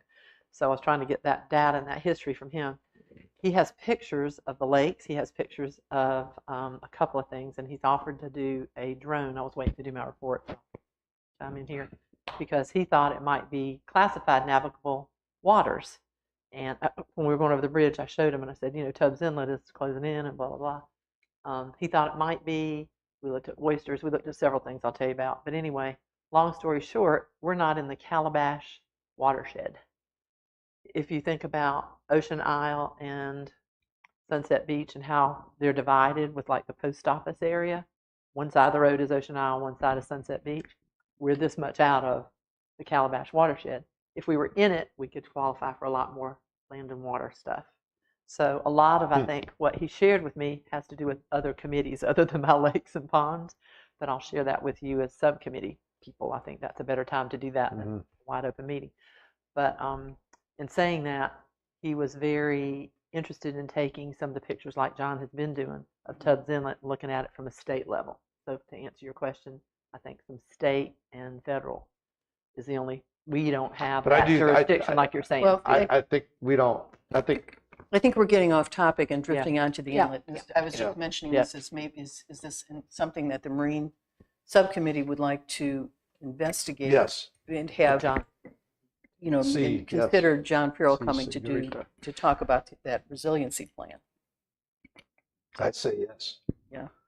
Okay. I'll leave that up to Diane. for committee. My committee list doesn't match Diane's. Do we have Can I anything say else that? from marine and climate, or should we move on to ponds, lakes, and stormwater? This was, My list doesn't match Diane's list. That's what I'm saying, my committee list. yeah, well, Does it anybody had else have a the- different one? well, this one had the wildlife Steve. down here Mhm. with Steve, Well, this obviously. This is an recollection, updated- So update any way that you want and let her Okay. Yeah, know. and so That's it was exactly right. The one I updated. put down was, Okay. I updated it from the last meeting based Okay. on what people were talking about, Uh-huh. because we tend to get off topics. Yes. Yeah. And Yeah. I'm trying to keep us focused Right. on the subcommittee work that you actually are doing. And we've had new members. So Right.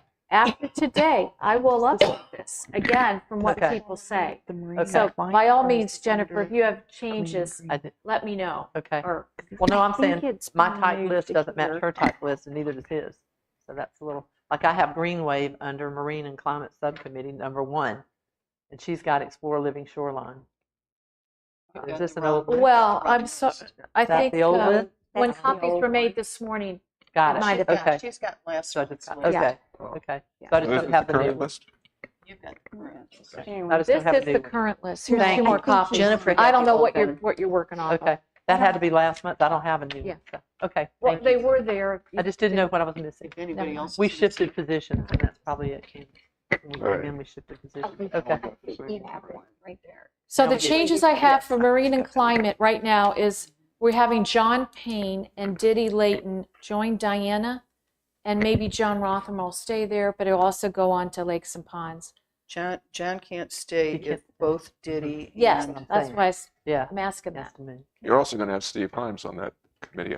He- Not I officially, took him not off. officially, Yeah. but he'll just be helping. Yeah. it'll be 4 people Volunteer. essentially. Yeah. So, I mean, for education, even the wildlife certification, oh, my mind just went blank. North Carolina State can do lectures on pollinator gardens, which would help. Yeah. And they're free. Mhm. If you want me to try to set up some sort of, do we have Presentation kind of? presentation or lecture date? I think invite- that's a subcommittee. We'll get together and talk about all Okay. that. Who is Alrighty. that? I'm sorry. So I think That's we're, North Carolina should we move on to State ponds and Extension lakes? Service. Yeah, I think Okay. we're kind of finished They're with marine and free. climate. And they talk. Okay. Jennifer, do you want to go on with ponds and lakes? Sure. Let me find my thing. Okay. Ponds and lakes. I've told you we toured somebody around. Their funding sources for most of them for state won't be available anyway until after the new budget year, July 1. Most grants September 1 or January 1. I've looked at 2. One is a North Carolina Land and Water, and then the other one we're trying to follow up with the DEQ one that we started, of course, in 2025, I think. Mila Millman started with us, and with Rob Emmons, and the chief and I are working on contacting him again. We just haven't heard back. And then we also toured, so I told you what all we toured, but we also toured the property of the one that you have the pictures of, the private one, and requested stormwater. Candace met more with stormwater at the lakes. Was it yesterday? Yesterday, I did stop by to see him. One of the other things, the ponds. We toured the ponds, and one of the ponds is located on a piece of property where the homeowner has given the town rights on the property, and it's actually feeding into the ICW, and it's eroding. So that's one that he felt very strongly that if the funds come through in maybe September, August or September, the county and the state are looking for applications for things like that for erosion. So that might be something that would really help the town. We did discuss oysters, I will tell you, and I'm hoping with the Marine Committee I can pass that information on to them, because there is potentially, if that department gets funded, nobody will know until July or August, something we could do to extend at least the oyster project to the boat landing. That was a big thing that I was happy about. So that's kind of where we are. Our turf grass, Candace, I know you know. The turf grass workshop, we had originally discussed doing it, this would have been this Friday. And Taylor McDaniel, who is the North Carolina Cooperative Extension County agent, was going to come down to do it.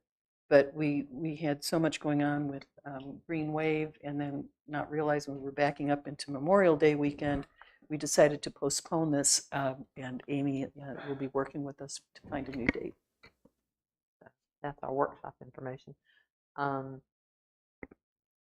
did come in and meet with, I know I had 2 comments to me about sprawl affecting our environment and the ponds, the lakes, from citizens. So I came in and met with Rhonda Neely, who is the constituent services representative for David Rouser, our congressman. He comes here.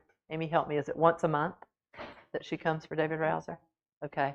So anybody who wants comments on sprawl, I went in, Steve, and gave her comments on our lakes and ponds. I gave her comments on our wildlife and environmental committee and what they're doing, and our concerns as much as I could. And I told her about ERC. So she was very responsive about sharing that with Representative Rouser. But it's open to the public. She's in here. You can come and you can voice your stuff to your congressman. Kind of a neat thing. Anything else on lakes and ponds, or any questions from Jeff? Oh, can I do one more thing? Sure. I did meet with Matt, and we have, I have some plants, and then he had some muley grass that hopefully we're going to look at planting on a shoreline sometime soon as Candace and I can get together and then present that to council. One of the problems with the, because we have people asking us, when are you going to do that shoreline planting? Yeah, I know. The space that was originally proposed, which is over by the bird watch deck, is no longer adequate space. It's just because of the way the shoreline has changed and whatever. I think that's not going to be realistic. So we have to re-explore where we could do this. Thank you. Okay, moving on to new business. We had the Stillwater update. Thankful he was here. Next item is the night lighting in the parks in town and the impacts on wildlife and shorebirds. And Diana had an interest and was willing to take this on. We were asked by council to take a look at this issue. Yeah, and so when I was doing some research, I saw where the council is updating our lighting ordinances right now for the town. And I have not gotten any information back from the email that I sent, but they are looking at adhering to the dark sky requirements, and which is, you know, fully shielded, no uplight, warm colors. They should be less than 3,000 on the Kelvin scale, and that lights should only be on when needed or where required, and have the minimum brightness.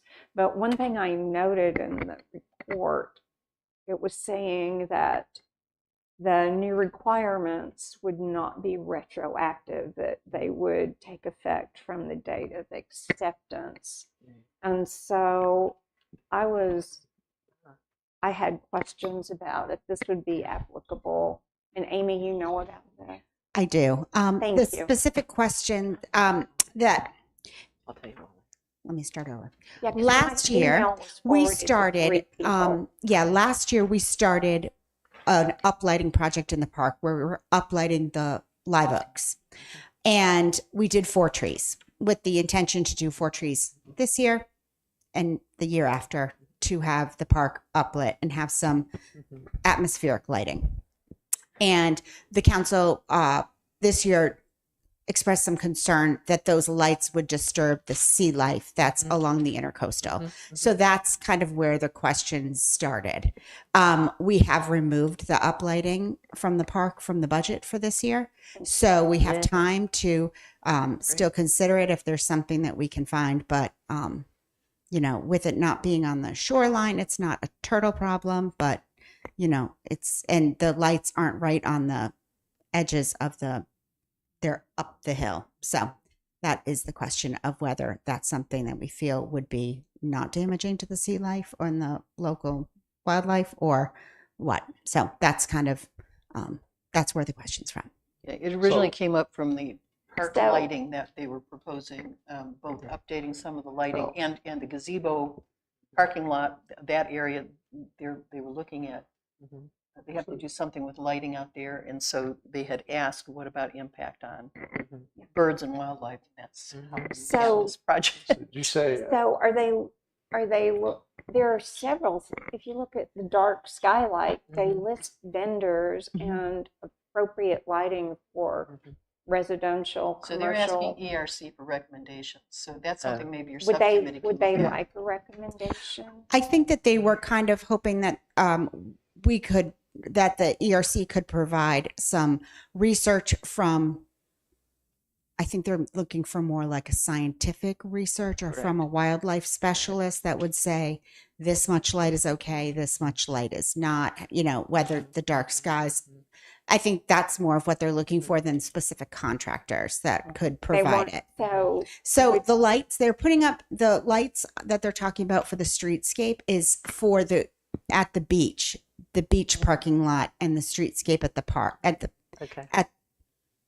the gazebo lot out there. out there, not the park. Right. so Main What a- Street as well, because Main Street is It They're not is, replacing that though, blinding. right? no, it's what they're talking about is they're just going to replace some lights that don't work in the beach gazebo parking lot and the beach streetscape. So basically where Sunset Beach Trading Company is. And A so lot of the they're- lights don't work. So the question was, what are we going to replace them with? There's an inexpensive option and then there's more expensive options.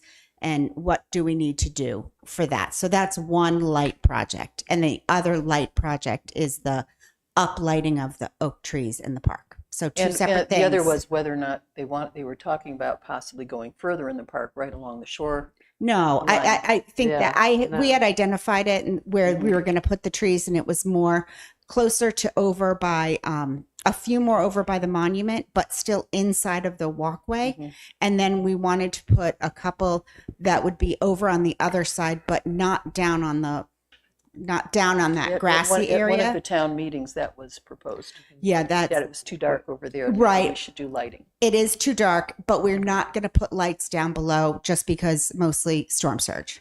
That could be a big issue if we had anything, if there was any sort of sizable storm, that we don't want lights down there. So the lights would all be up in the park. Sounds like what would be helpful would be to give town council information on the impact of lighting on shorebirds Yes. and wildlife, Yeah. not so much turtles.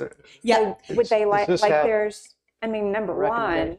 we have North Carolina House Bill, which says that any barrier island cannot have the lighting, and they need it dark all across the island from May 1st to November 15th. Right. And so all of those lights on Main Street are way too bright, and they're not. Put them in a recommendation. So put in a recommendation for Have that. the So- subcommittee research it. Well, Okay. need that's to what we- address the lighting along the intercoastal waterway, because basically when I bought my house, there was 2 piers. Now there's hundreds of piers and they have massive lights. And I think that it would be, that's another they- educational they're- thing. Yeah, We could- yeah. Will it And address that?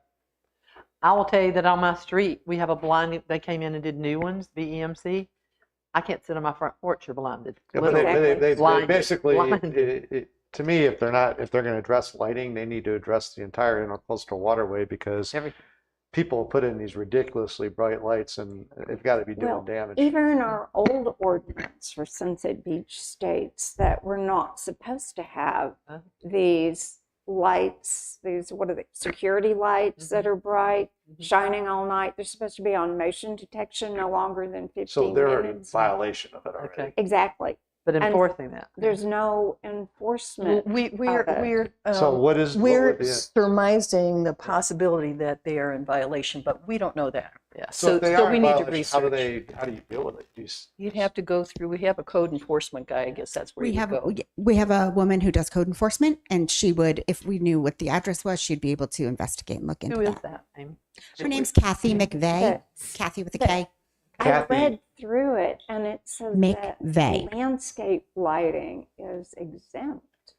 You know, if Oh. you're doing uplighting, but the big lights, the Yeah. security lights are not exempt. But a lot of people have so much landscape lighting, it's like you could Yeah. read in your living room with it.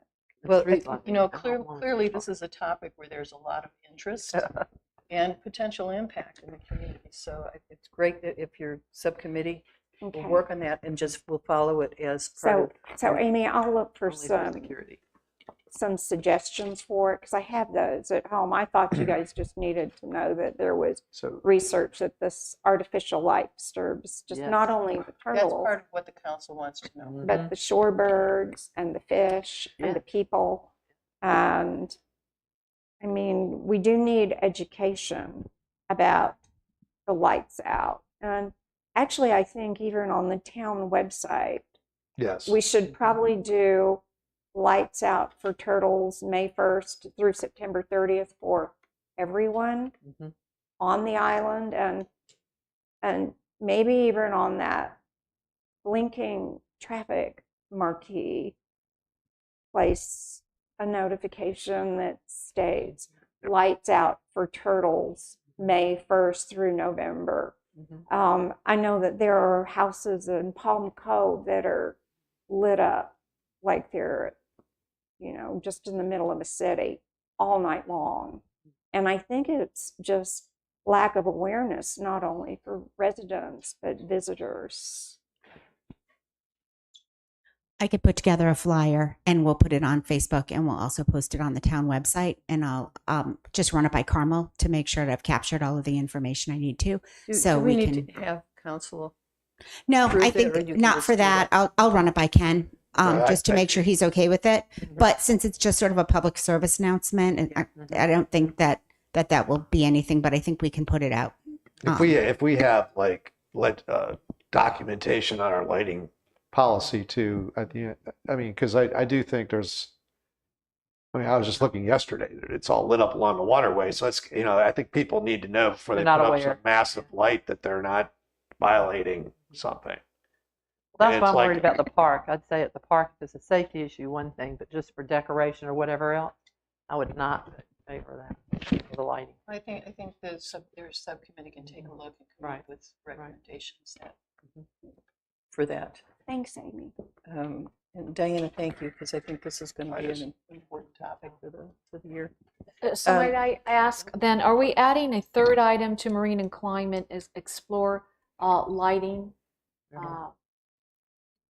Yeah. policies or yeah. something like that? Mhm. Yeah. Okay.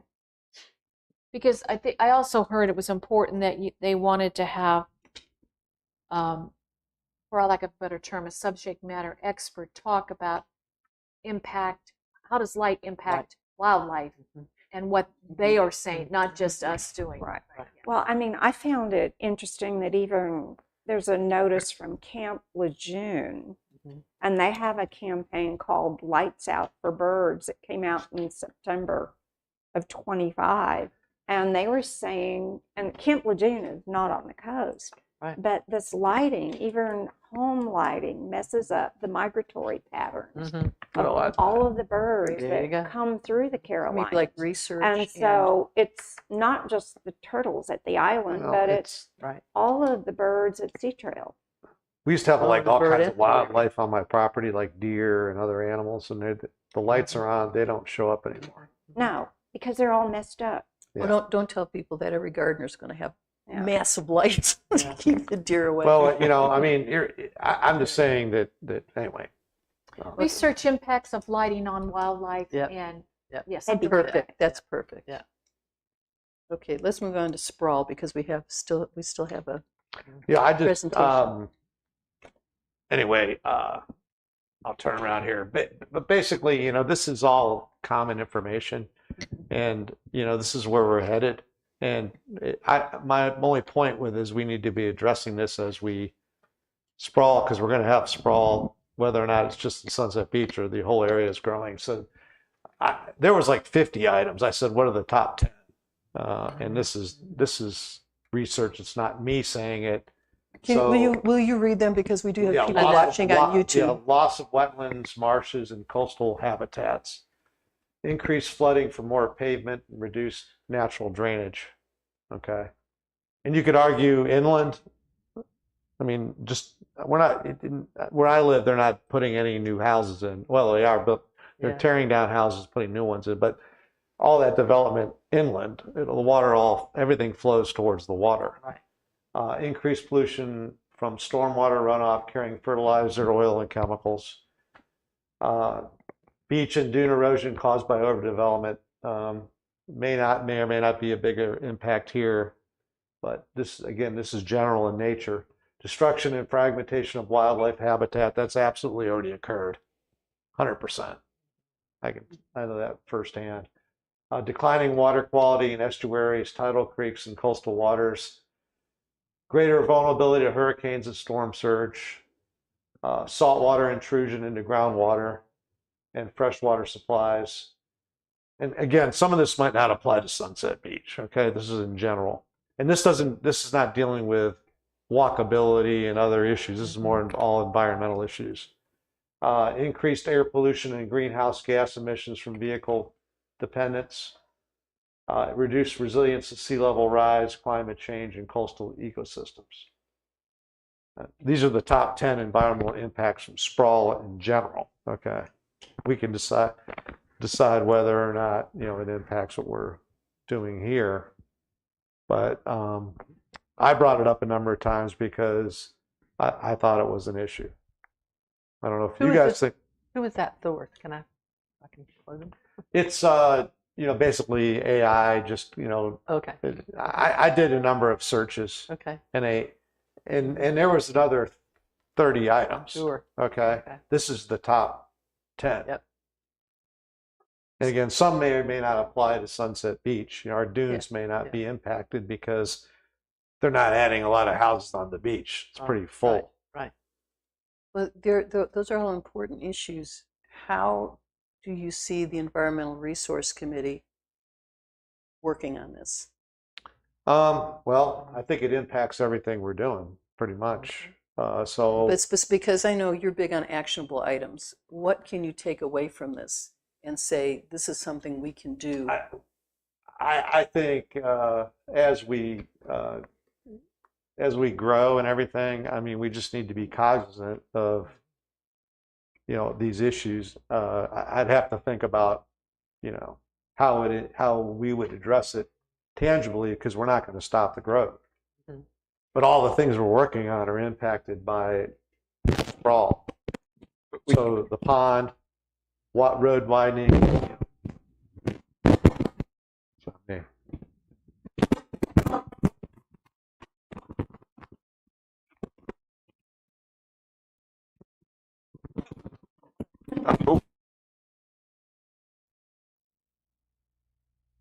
Who's it? Hello. Hello? Hello. All right. Yeah, I don't have an exact answer. I'm just saying these are issues that we're going to be dealing with. So, Well, is this something that you could take on for our next meeting in terms of what would you recommend the ERC do with this information and what's actionable? Because we could spin our wheels forever. Yeah. Well, on those things. I mean, increased air pollution and greenhouse gas. We'd all agree that's an issue. yeah, Is that something we can tackle? I'm not saying these are all issues that we can address as a group. These are the impacts of sprawl. What about the So- loss of wetlands, marshes, and coastal habitats? Yeah. what I Yeah, was that's thinking on. to go along with that, we have a tree board, right? Mhm. We do have a tree ordinance that talks about protection of trees and their habitats that go with them. But unfortunately, it only addresses the town-owned lands. Ah, So we know that that's a very narrow scope. And when we discussed the potential to broaden it to private lands, mhm. I mean, the tree cutting, the wetland destruction or impacts that really are related to the sprawl of adding more businesses, adding more homes.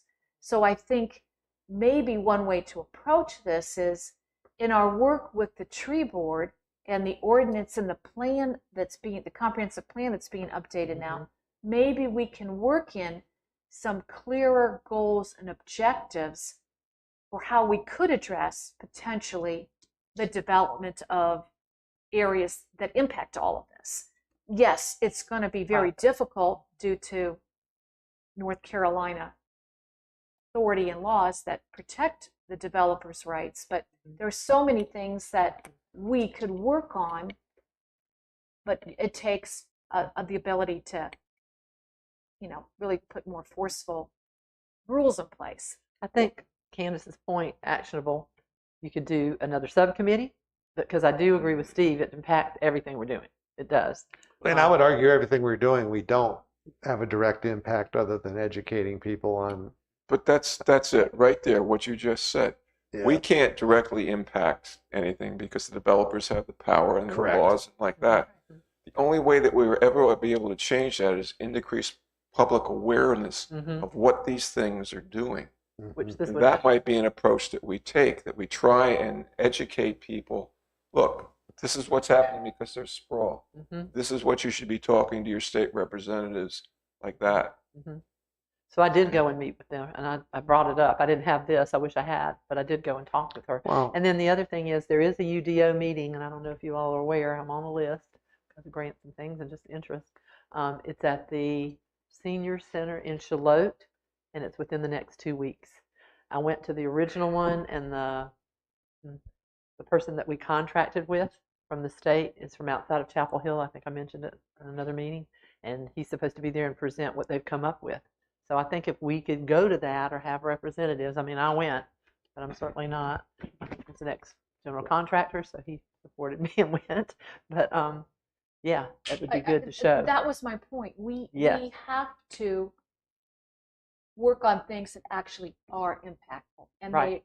they are impactful if they come from the county and the community and the town on the unified development ordinances and comprehensive plan updates. Right. And we're working on one in Sunset right now. And you could have an opportunity to put things in the plan. They're not the same as a law. They're not the same as an ordinance, but it does establish our town is concerned about the environmental impacts that come from sprawl.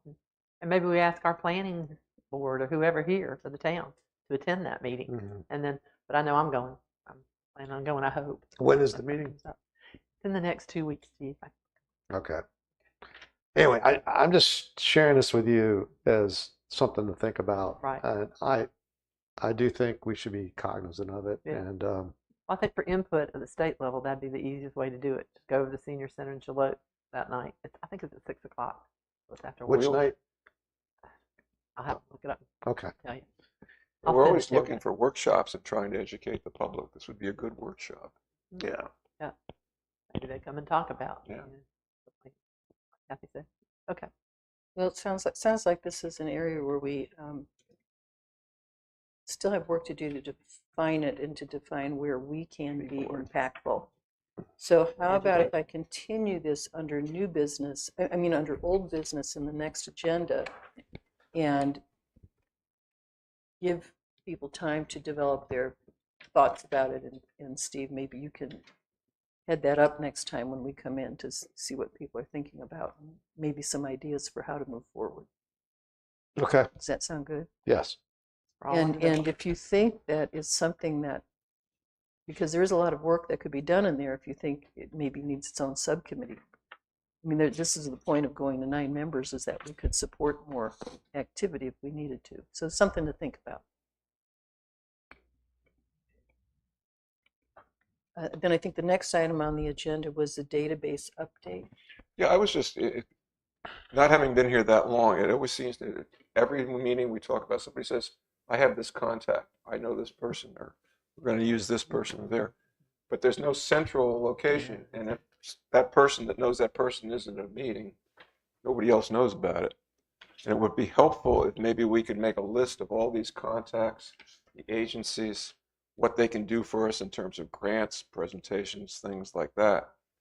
What expertise they can bring that maybe we need, what expertise the residents maybe need. And I mean, I would volunteer to put together that database if people would supply me the information. Yeah, so I think, Yay, John. in my opinion, you can use, I mean, you can use Gmail or Google, I mean, whatever.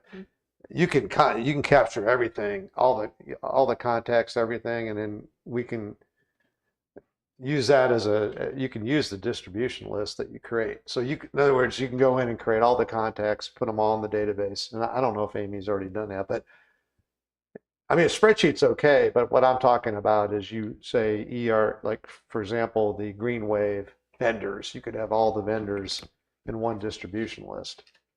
And you can code that into your Gmail Categorize. contact. Like you can put the contact in, what agency they're in. I mean, I did this when I was selling technology, but essentially you can put like their name, their title, their phone number, their email address. You can put in notes, and then you can put it together into a distribution list. Are you comfortable to actually kind of Coordinate that. design that? Sure, Yeah. absolutely. I mean, I I'm would- looking So you more, just really need the information to put in. I need the information to put in. I'm not looking so much as a contact as just having the information Yeah. that we can say, hey, who do we go to for turf grass? And if the person who had that contact isn't Right. here, we Right. know how to do it. Things Can we like that. start with the Green Wave list? And Well, we have a list, you said, that right now with the Kathy did. vendors, and we can add the well, government we have the contacts. whole Green Wave list that Amy put together for us Right. of all the agencies yeah. and things, and we can That's just what add. we can just add to that. See, and I've asked. If you can take that as a base, there may be more fields that you would want to put in for contacts, because we could put in there what we do know about them, like Heather Hardy, who's the Brunswick Community College turf grass and horticulture That person. person. Here's things that she's got expertise in, or the cooperative extension. Here's areas they Some can notes, help, or some notes. Audubon. Here's things they can do. Or extension service Yeah. for lectures. I was just thinking about Steve's comment a couple of months ago about there are people sitting up there in Raleigh in offices wanting to help. Yeah, and so we can. Yeah, so Yeah. so we don't capture so all of them. On Green essentially, Wave. Right. well, okay, so and I have an advantage. I did this for 10 years. Okay, so in one of my jobs, so like you can go to all these different agencies, and Right. there's you can call it government NC State. inefficiency or multiple departments, but like you can go to, if you go to NC State, they have a whole department of people doing environmental stuff, right? You can go to the state of North Carolina. Like I got the fisheries people to come because I just decided, hey, I'm going to find out who in the fisheries would come down here, and I found the director and sent them an email, and they sent it to somebody in their organization, and they reached out to me and said, yeah, I'll come to the.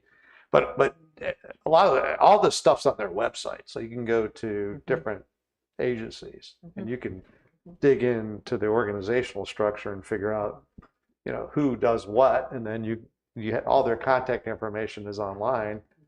So would it be logical to start with the people we already know and have worked Sure, with, and absolutely. then as we contact people through the year, we can Add them to John. add them to John's Send them to list. John.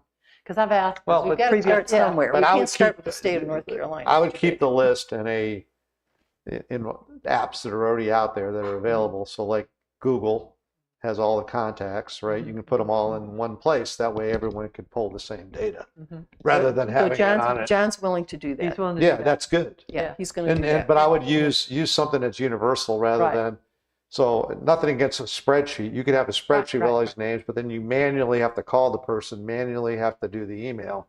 If you do it within A database. Google, it's there and automated, so you can, all the data's, I can pull it up, you can pull it up, we can all look at the same And John, thing. Well, you have could it help to the with John. Google list, Yeah. contact list? I Okay. try to put it together. Yeah, I mean, we have to Amy, start what- somewhere. Yeah, What- exactly. what's the- We already have, your- I mean- Your list for Green Wave, what Yeah. system is it? It's in Excel. Excel. But that could be exported to. Excel is fine, but Yeah. my point is that, you can either use Outlook or Microsoft, or you can use Google or Gmail. Apple. And what's that? Apple. Yeah. No, Apple's no No. good. No, I'm Do joking. Google. I'm joking. Yeah, Google. I'm joking. No, but all I'm saying is you can, once it's in our system, Yeah. everybody has the same information. Right. So Well, I think that's his point, is Right. to do that. He collected. I've been asking about prior grants because when you go to approach them, if you've already applied, yeah. you need to know that, and I can't find all the information. So it would be great even if we have a starting point now, Mhm. to give to John. At least we'd have a track of what we are We looking can at use or these working at or systems. whatever. Put as So, much information as yeah, you want. Yeah. But it's got to start with people sending me the information so that Okay. it can all be accumulated. And now we have that through Kathy Here's because all she's my got the new. contacts, right. Well, she's got the new email, so let's pass that back Pull it down up. to her. Well, that's our emails, but he's looking for these. Well, I know, but I'm the saying big we can email send it to list. John because now I have his email. Yeah. So, What I mean, the way that I would start with this Yeah, is getting just like information all in a spreadsheet. and Steve, then would you try to pass it? That's what I'm saying. export it Just, to, yeah. John, if you have a format you want us to use, I'd suggest that you develop the format and then send it to each of us. And it then, could be anything you want. Just write send it him the down, You don't information, care. he said. All Just right. send him the put it info. in an email. Yep. Yeah. Yeah. Let me send you the Green Wave list. That's got all the organizations on it. it does. Yeah. Let's start from there. And then you can send it out to everybody.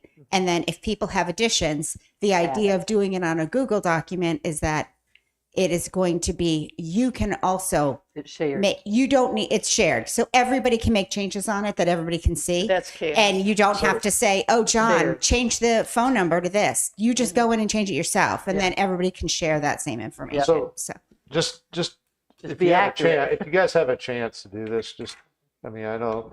So you can either pick Microsoft or Google or something, but if you go up to like Gmail, and Yeah. there's a set of boxes up here, Mhm. and it has all the different applications that you can use. Everything from Gmail. Yeah. There's a drive you can store data. Mhm. All this information's like available. It's all integrated together. Mhm. Mhm. And it's free up to a certain amount of data. I have more data, so and the advantage to that is there's a multitude of things you can do, and it's all integrated, ready to go. And you can, like I did those slides, you can do slides on it as well. Now you could argue Microsoft's better than Right.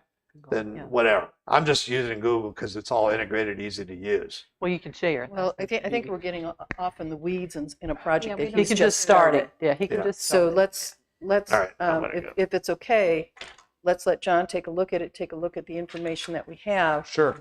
And if we've got other participants or Mm-hmm. contacts to add, aside from what's on the Green Wave, we can send that information to him. Yeah, let's And get he can the tell us what information he to I you. would have a We'll 100% get agree that we need to make it Start it. simpler and Yeah. have a Yeah. consolidated database. And Contact. make sure your information's put in correctly Yeah. when you send it to John. That's the other Um, thing. Yeah. Exactly. Any other comments or concerns? We don't have any public here for public comments. Do I have a motion to adjourn? Motion to adjourn. I'll second. The only All comment is in- we need all to in stay this long, favor? we need to Aye. have lunch waiting for us when we're done.